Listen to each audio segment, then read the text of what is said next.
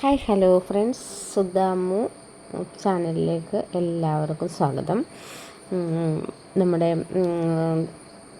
സ്വാതന്ത്ര്യം ടുവിൻ്റെ പുതിയ വിശേഷവുമായിട്ടാണ് ഞാൻ വന്നിരിക്കുന്നത്. അതായത് നമ്മുടെ മീനു ആകാശിനോട് മനസ്സ് തുറന്ന് പറയുക കേട്ടോ. വേറൊന്നുമല്ല, ആകാശെ, നമ്മുടെ ആനന്ദേട്ടനും ദേവിയെടുത്തും തമ്മിൽ എന്തോ ഒരു സംതിങ് ഉണ്ട്. അവരുടെ ഒരു ജീവിതം അത്ര സുഖകരമായിട്ടല്ല പോകുന്നത് എന്നുള്ള എനിക്ക് തോന്നുകയാണ്. അങ്ങനെ പറയാണ്. കാര്യം വേറൊന്നുമല്ല, അവർ തമ്മിൽ ഒരുമിച്ച് നിൽക്കുകയോ അല്ലെങ്കിൽ അവർ തമ്മിൽ കുറച്ച് നേരം ഒറ്റയ്ക്ക് അവരുടേതായ ഒരു ഇതിലോട്ട് ഒന്നും വരുന്നില്ല. മുന്നോട്ടും മുമ്പൊന്നും അങ്ങനെയുള്ള അവരുടെ ക്യാരക്ടർ അല്ലായിരുന്നു രണ്ടുപേരും. അപ്പോൾ എന്തോ ഒരു കുഴപ്പമുണ്ടെന്ന് ഇങ്ങനെ ആകാശിനോട് മീനു പറയുകയാണ്. എങ്കിലും ആകാശ് പറഞ്ഞു, അത് നിൻ്റെ തോന്നലാകാം. അപ്പോൾ വീണ്ടും പറയുന്നുണ്ട്, ഇനി ഒരു പക്ഷേ കുഞ്ഞ് നഷ്ടപ്പെട്ടതിൻ്റെ കുറ്റബോധം വല്ലതാവോ ആനന്ദേട്ടാ? ചിലപ്പോൾ ദേവേടത്തിയുടെ ഉള്ളിൽ ഒരു ദേഷ്യം വരുത്തിക്കുന്ന ആണോ? ദേവേടത്തിയെ ഓർക്കുമ്പോൾ ആനന്ദേട്ടൻ അങ്ങനത്തെ ഒരു ദേഷ്യമാണോ ദേവേടത്തിയോട് കാണിക്കുന്നത്? കുഞ്ഞു പോയതിൻ്റെ ദേഷ്യം വലുതാണോ കാണിക്കുന്നത് എന്നൊക്കെ ഒരു ചിന്തയാണ് മീനുവിൻ്റെ ഉള്ളിൽ. അപ്പോൾ ആകാശ് പറയുന്നുണ്ട്, നിൻ്റെ തോന്നലാണെങ്കിലോ? അത് അങ്ങനെയാണെങ്കിൽ ഇനി ആനന്ദേട്ടൻ ഈ ഒരു കാര്യം, അതായത് കുഞ്ഞ് നഷ്ടപ്പെട്ട കാരണം അലോക ആണ് എന്ന കാര്യം അറിഞ്ഞു കഴിഞ്ഞാൽ ഇനി വെറുതെ കുടുംബത്തിൽ വീണ്ടും വേറൊരു പ്രശ്നം ഉണ്ടാവുമല്ലോ എന്ന കാര്യങ്ങളൊക്കെ പറയുന്നുണ്ട് നമ്മുടെ ആനന്ദ്. പക്ഷേ ആ ഒരു സംസാരത്തിന് മീനു അടങ്ങുന്നില്ല കേട്ടോ. മീനു പിന്നെയും ചിന്തിക്കുന്നുണ്ട്, ഇല്ല, ഇത് ഞാൻ കണ്ടുപിടിക്കും. അവർ തമ്മിൽ എന്തോ ഒരു പ്രശ്നമുണ്ട്. ദാമ്പത്യ ജീവിതത്തിൽ എന്തോ ഒരു കുഴപ്പമുണ്ട്. അതെന്താണെന്ന് അറിയില്ല. എന്തായാലും ഞാനൊന്ന് ശ്രമിച്ചു നോക്കട്ടെ എന്നുള്ള രീതിയിൽ നമ്മുടെ ദേവി എന്നുള്ള രീതിയിലാണ് മീനാക്ഷിയുടെ മുന്നോട്ടുള്ള പോക്ക്. എന്നിട്ട് ദേവിനോട് പറയാം, മീനും നമുക്കൊന്ന് പുറത്ത് പോയിട്ട് വരാം എന്ന് പറഞ്ഞിട്ട് വിളിക്കുകയാണ് കേട്ടോ. അപ്പോൾ പതിവില്ലാണ്ട് അങ്ങനെ വിളിക്കുമ്പോൾ ദേവി എങ്ങോട്ടാ എന്ന് ചോദിച്ചു. ഇങ്ങനെ നിൽക്കുന്നുണ്ട്. അപ്പോൾ നമുക്കൊന്ന് പുറത്തൊക്കെ പോയിട്ട് വരാമെന്ന് പറഞ്ഞ് മീനാക്ഷി നമ്മുടെ ദേവീനെയും കൊണ്ട് പുറത്തോട്ടൊക്കെ പോവാട്ടോ. എന്നിട്ട് നമ്മുടെ ദേവീനോട് മീനാക്ഷി ചോദിക്കുന്നുണ്ട്, ഞാൻ ഒരു കാര്യം ചോദിച്ചാൽ ദേവിയെടുത്ത് സത്യം പറയുമോ എന്ന് ചോദിച്ചു. അതെന്താ മീനു അങ്ങനെ നീ ചോദിക്കുന്നത്? ഞാൻ കള്ളം പറയില്ല, നീ എന്താണെങ്കിലും എന്നോട് ചോദിച്ചോ എന്ന് പറയാം. അപ്പം മീനു ചോദിക്കുക, അതെ, ആനന്ദേട്ടനുമായിട്ട് ദേവിയെടുത്തേക്ക് എന്തെങ്കിലും തമ്മിലെന്തെങ്കിലും നിങ്ങളുടേതായിട്ട് ചില പ്രശ്നങ്ങളൊക്കെ ഉള്ളതുപോലെ എനിക്ക് തോന്നി. അങ്ങനെ എന്തെങ്കിലും ഉണ്ടോ എന്ന് ചോദിക്കുകയാണ്. പെട്ടെന്ന് തന്നെ ദേവിയുടെ മുഖമൊക്കെ മാറും കേട്ടോ.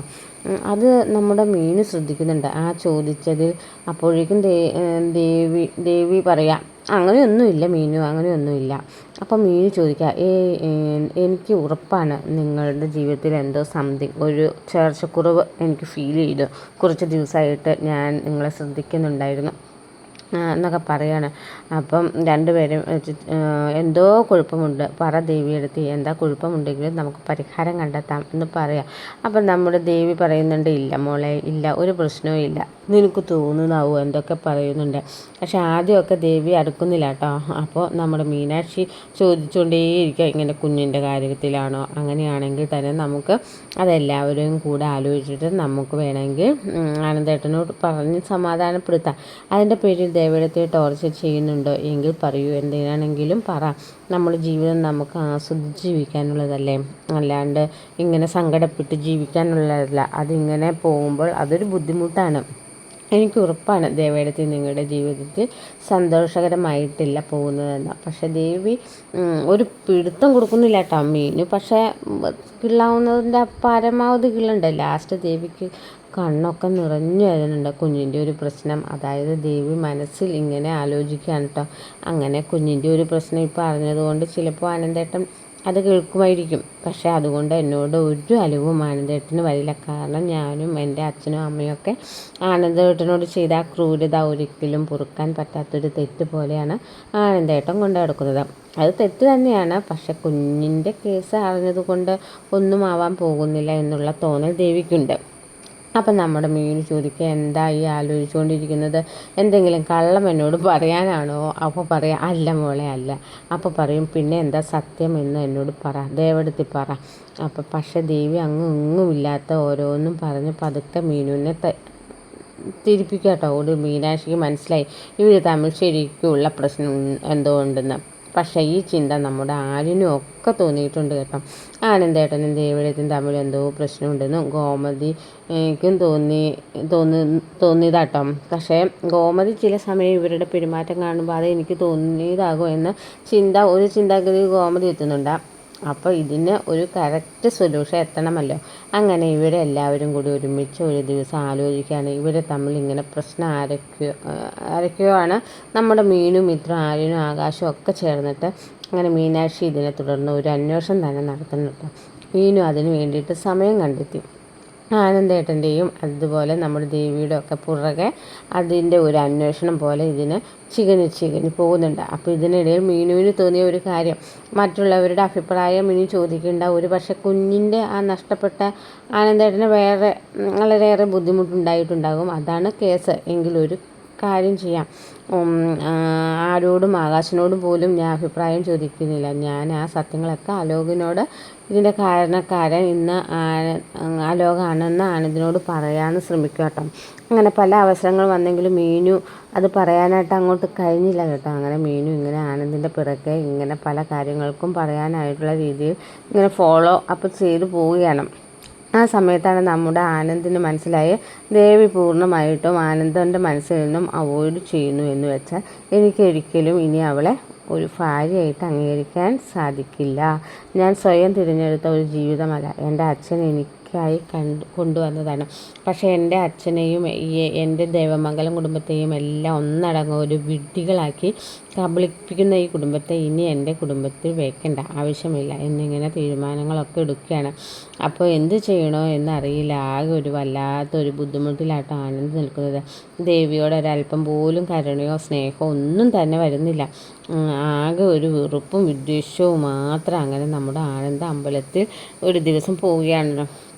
ഈ അമ്പലത്തിൽ പോകുമ്പോഴത്തേക്ക് ആനന്ദിന് കല്യാണത്തിന് മുമ്പായിട്ട് ഒരു കാമുകി ഉണ്ടായിരുന്നു.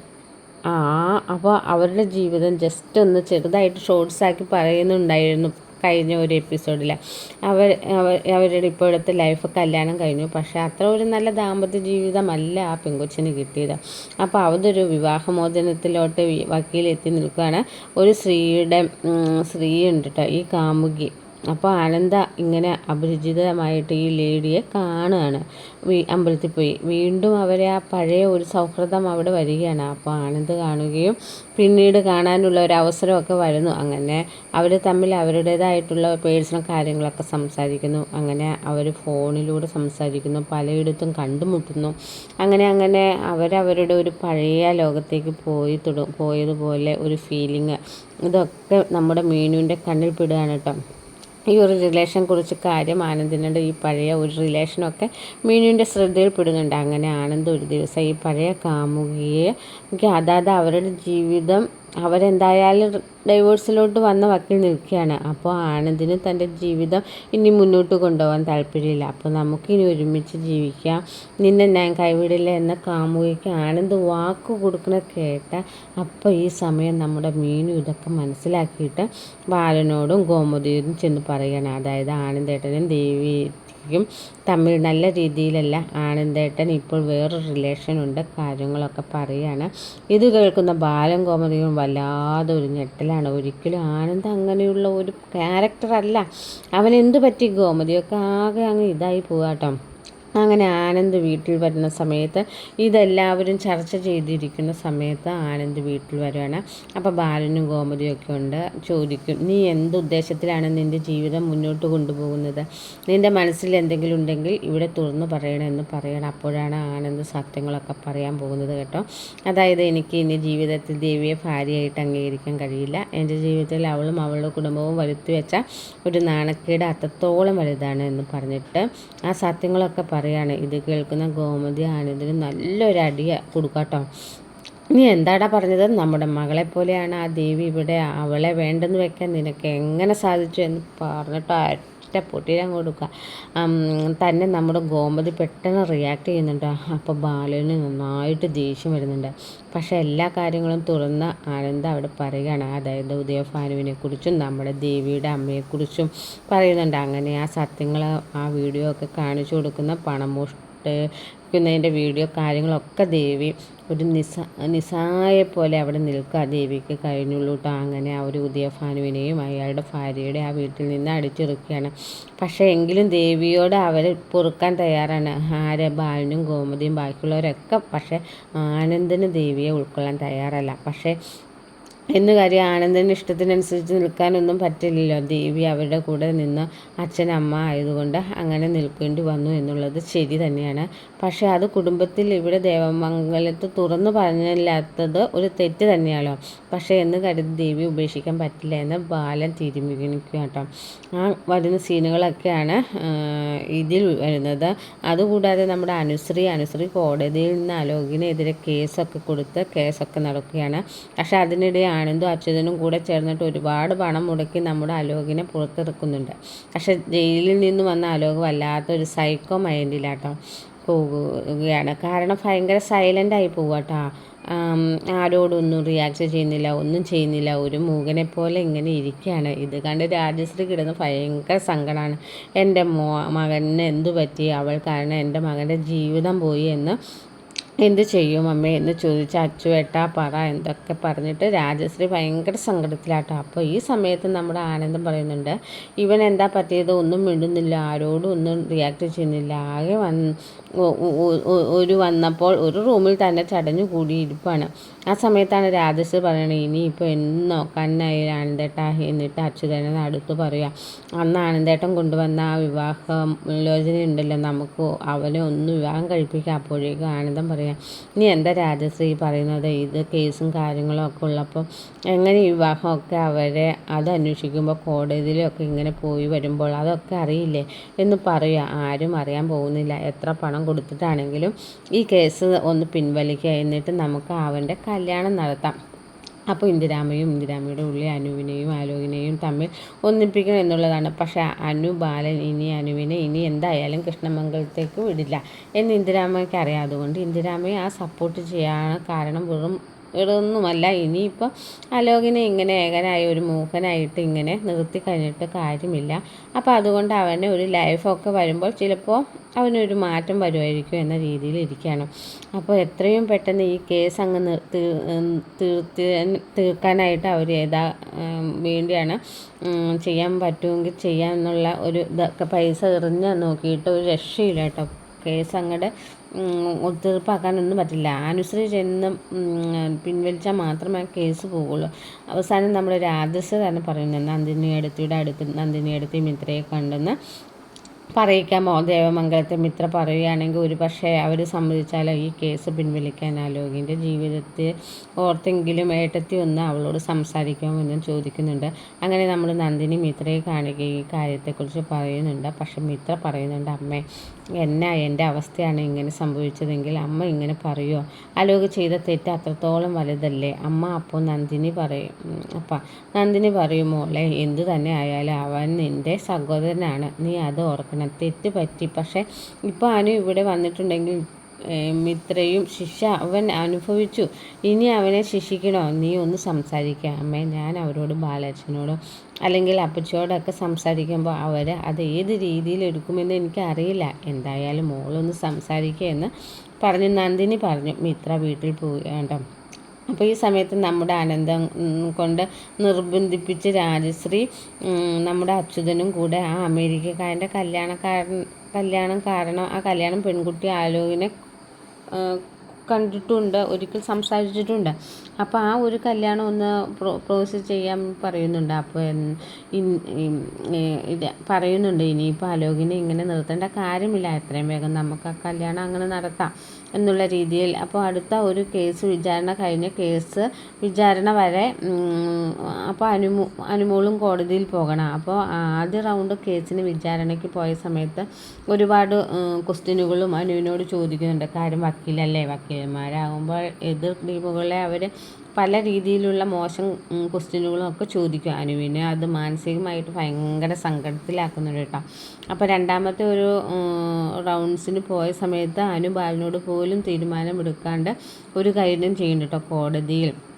അതായത് നടന്ന കാര്യങ്ങളൊക്കെ പറയുന്നുണ്ട്. സ്വന്തം ഇഷ്ടപ്രകാരം തന്നെയാണ് താലി ചാർത്തി എന്നുള്ള കാര്യങ്ങളൊക്കെ. പിന്നെ അതനുസരിച്ച് കൃഷ്ണമംഗലത്തേക്ക് പോയത് തൻ്റെ ഇഷ്ടപ്രകാരം എന്നൊക്കെ അനു കോടതിയിൽ പറയുന്നുണ്ട്. അപ്പോൾ എതിർഭാഗം വക്കീൽ ചോദിക്കുന്ന ചോദ്യങ്ങൾ നമ്മൾ ഭയങ്കരമായിട്ടാണ് വിഷമിപ്പിക്കുന്ന രീതിയിലാണ് അനുവിനെ വല്ലാണ്ട് ഫീൽ ചെയ്യിപ്പിക്കുന്നത്. അപ്പം അത് കണക്കിലെടുത്ത അനു ബാലനോട് പോലും ആലോചിക്കാണ്ട് ആ കേസ് ഇനി ഞാൻ മുന്നോട്ട് കൊണ്ടുപോകുന്നില്ല, എനിക്ക് ഈ കേസ് ഇവിടെ വെച്ച് എനിക്ക് നിർത്തണം, കാരണം എനിക്ക് ഈ കോടതി എങ്ങനെയായിട്ട് കയറി ഇറങ്ങാൻ പറ്റില്ല.